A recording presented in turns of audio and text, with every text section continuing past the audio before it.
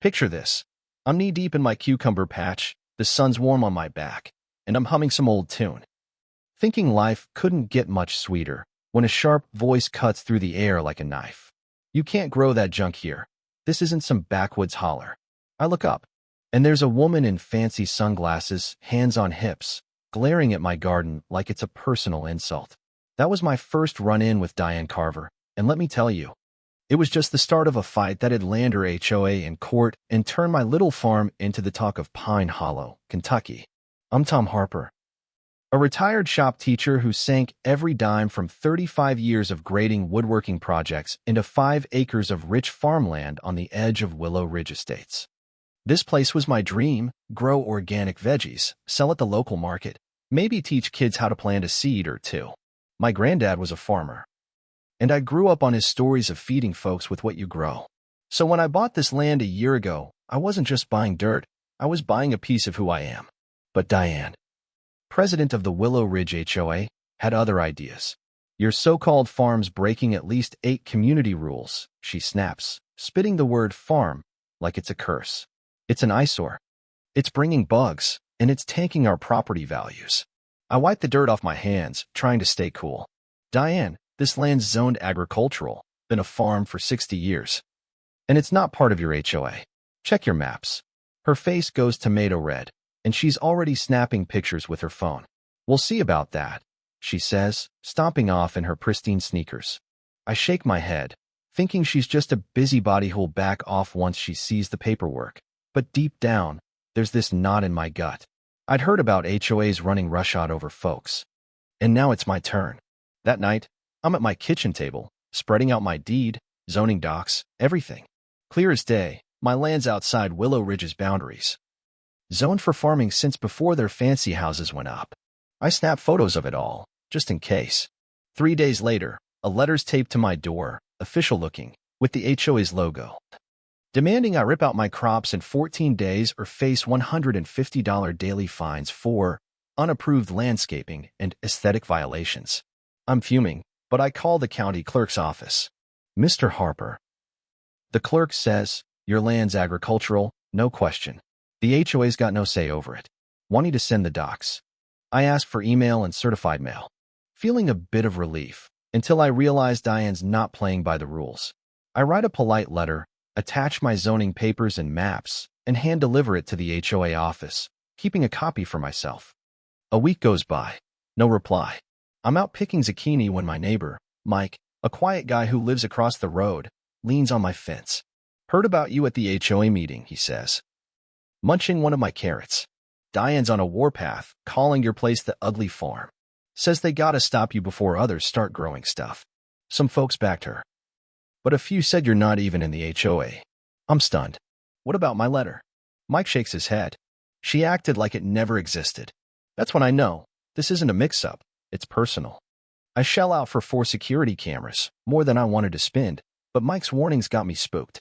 Good call, because 2 days later, while I'm at the market, the cameras catch Diane and 3 HOA types in matching polos snooping around my fields, taking notes, even yanking up my beets and leaving them to wilt in the sun. I'm livid. Printing stills from the footage, adding them to my file. Next morning, another notice shows up, calling my farm a public nuisance with $300 daily fines, backdated to the first letter. Diane scrawled at the bottom, maybe now you'll get serious. I call my old friend Lisa, a lawyer who doesn't mince words. Don't pay a dime, Tom. They're bluffing, hoping you'll cave. Send another letter, certified, and put up no trespassing signs. I do just that, bright orange signs, another letter demanding they stop harassing me. And I mark my property line with survey stakes. 3 days pass, and I'm starting to hope Diane's backed off, until I wake to the roar of machinery. I run outside in my pajamas. And there's a landscaping crew with weed whackers heading for my eggplants. Stop, I yell, waving my arms. This is private property. The crew looks confused, shows me a work order signed by Diane. This ain't Willow Ridge, I say, pointing to my signs. There's a boundary dispute, and if you touch my crops, you're on the hook. They back off, apologizing, but I'm shaking. Snapping pics of their truck. I call Lisa. This is attempted destruction of property, she says. I'm drafting a cease and desist, but you need to make your boundaries crystal clear. That afternoon, I add more signs and a hidden trail cam. But Diane's not done. I'm at the market when my phone pings. Live footage of Diane and 5 HOA cronies, including her sidekick Roger Tate, filling baskets with my tomatoes, peppers, and squash like it's a free buffet. I'm 20 minutes away, calling Lisa, who says, "Don't confront them, Tom. Call the cops." I dial 911, report the theft, and race home. When I pull up, Diane's directing her crew toward my heirloom tomatoes, the ones worth $5 a pop at market. "Stop right there," I shout, jumping out of my truck. "What the hell are you doing?" Diane doesn't even flinch, smirking as Roger chomps on one of my black cream tomatoes, juice dripping down his chin. "We figured you didn't care about this stuff." "Letting it go to waste," she says, all smug. "We're just helping ourselves." I'm seeing red. "This is my livelihood, Diane. You're stealing, and it's on camera." She laughs, cold. "It's just some veggies, Tom. Not worth a fuss. You should have followed our notices." Roger pipes up, mid-bite. "We're talking to the county about rezoning this dump anyway." My stomach drops. Rezoning? They're trying to wipe out my farm from under me. I'm filming now, pointing at my signs. "This is private property, and you're trespassing. Cops are on the way." Diane rolls her eyes. "Don't be dramatic. We're enforcing community standards." A police cruiser pulls up, and Officer Daniel steps out, looking like he'd rather be anywhere else. "What's going on?" he asks. I lay it out. Trespassing, theft, my zoning docs. Diane cuts in. All innocent. "We were inspecting community grounds, removing pest-ridden plants." I snap. "My land's not your community. And those pests are worth thousands." Lisa pulls up, cool as ice. "I'm Mr. Harper's attorney. Return the stolen goods and leave, or we're pressing charges." Diane's face hardens. But Officer Daniels checks my docs. "This land's outside HOA bounds," he says. "Return the vegetables and go." Diane's fuming, orders her crew to dump the baskets, hissing at me. This isn't over. After they leave, Daniels takes my statement, muttering, "This HOA's a pain. Document everything, Tom." Lisa surveys the damage, trampled plants, broken vines, at least $2,500 gone. "We're filing a restraining order," she says. "But they're escalating. We need to dig deeper." I email the county zoning office about rezoning requests and call the local paper, pitching a story about HOA harassment. The editor's skeptical until I mention the video evidence. Then he's all in. Next morning, another notice calls my farm a biological hazard, with $600 daily fines. An email from the county confirms a rezoning application filed by Roger, backed by his cousin, a county commissioner. I'm reeling. This is a coordinated attack. Reporter Sarah Lee shows up, young but sharp, snapping pics of my damaged crops. "Mind showing me the footage?" she asks. I play the video of Diane's veggie heist, and her eyes go wide. "They just took it.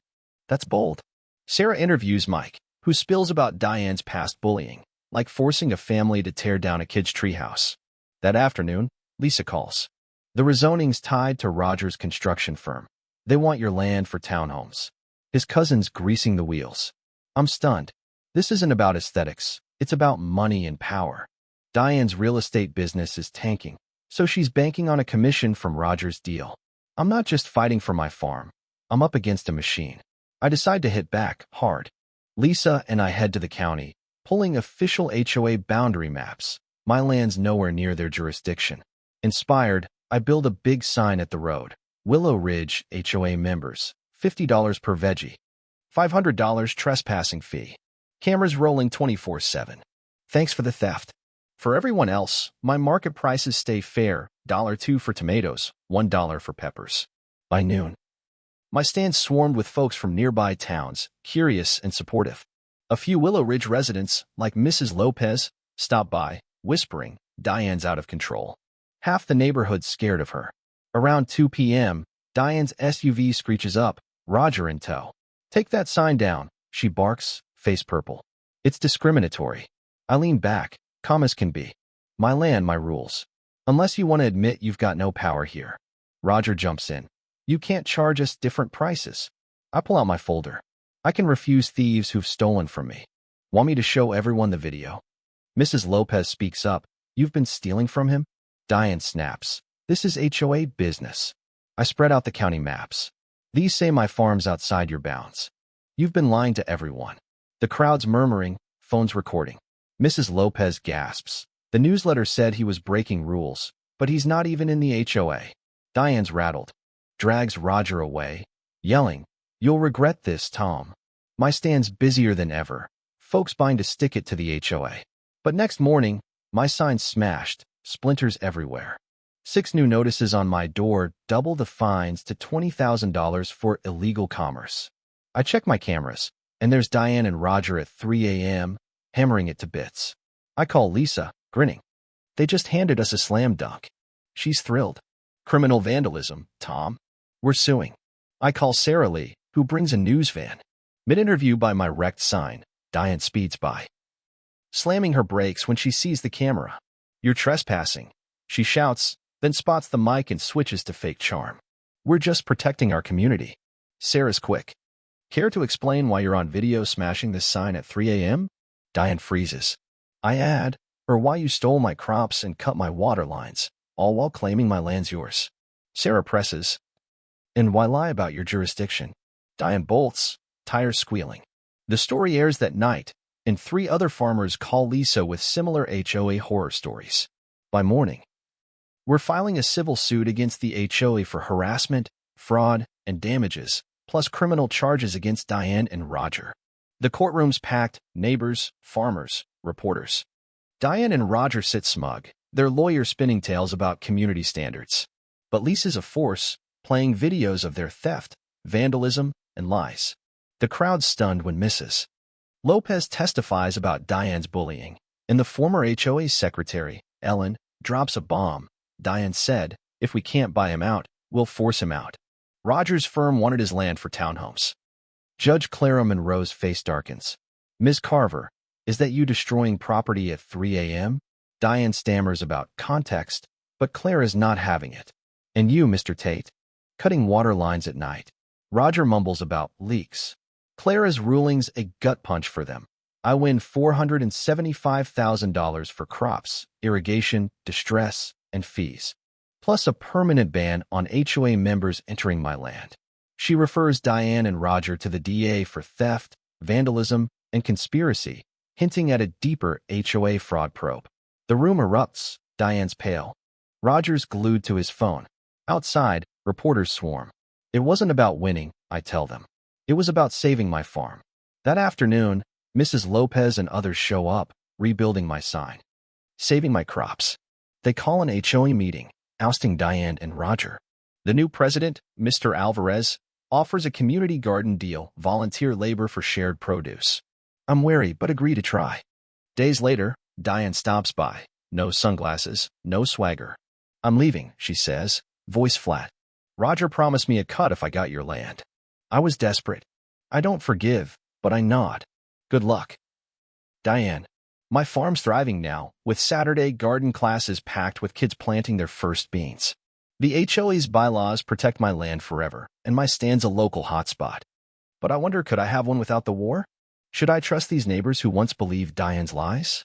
What do you think? Was I right to fight tooth and nail? Or could I have found peace sooner? Drop a comment, share your HOA battles or neighbor drama. Hit that like button, spread this story, and let's talk about standing up for what's yours. This is Tom. From Pine Hollow, where a farm's more than dirt, it's a fight worth winning.